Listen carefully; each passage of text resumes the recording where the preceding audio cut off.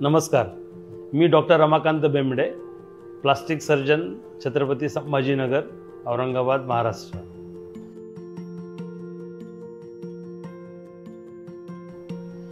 मी 2007 पासून Smile Train चं partner आहे।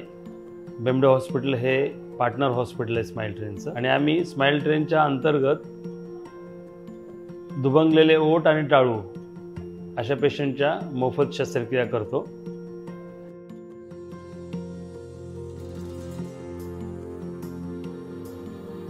खरं तर क्लेफ्ट लिप आणि पॅलेट म्हणजे दुबंगलेले ओठ आणि टाळू ह्या जन्मजात व्याधी आहेत, परंतु छोट्याशा सर्जरीनंतर याच्यामध्ये आमूलाग्र बदल होतो आणि अशा छोट्या बाळांचं पुढचं आयुष्य नॉर्मल मुलांसारखं होऊ शकतं।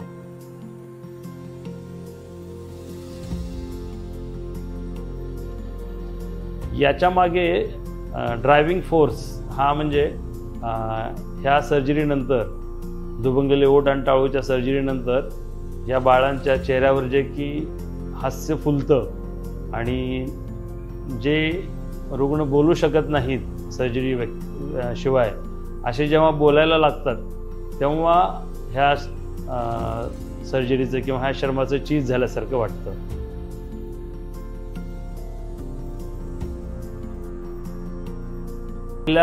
2007 पासूनच्या म्हणजे जवळपास 14 वर्षाच्या स्माइल ट्रेन बरोबरच्या अनुभवामध्ये आम्हाला असं सांगावंसं वाटतं की बजाज फिनसर्वनी विशेषतः ह्या गेल्या 2 वर्षापासून महास्माइल या योजनेअंतर्गत या सर्जरीज योग्य वेळेत व्हाव्यात म्हणून प्रयत्न सुरू केलेले आहेत।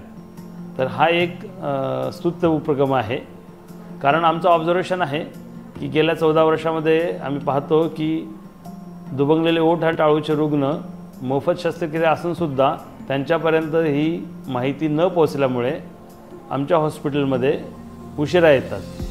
विशेषतः जे दुबंगलेले टाळू असतात अशा रुग्णांचं सर्जरी जर 1 ते 1.5 वर्षानंतर झाली तर जेवढा वेळ जाईल, जेवढं बाळ ते मोठं होईल आणि त्याची सर्जरी उशिरा होईल, तेवढं त्याच्या बोलण्यामध्ये अस्पष्टता येते आणि बऱ्याच वेळेस बोलण्यामध्ये जो काही प्रॉब्लेम कायमचा राहतो तो पूर्णपणे दुरुस्त होत नाही।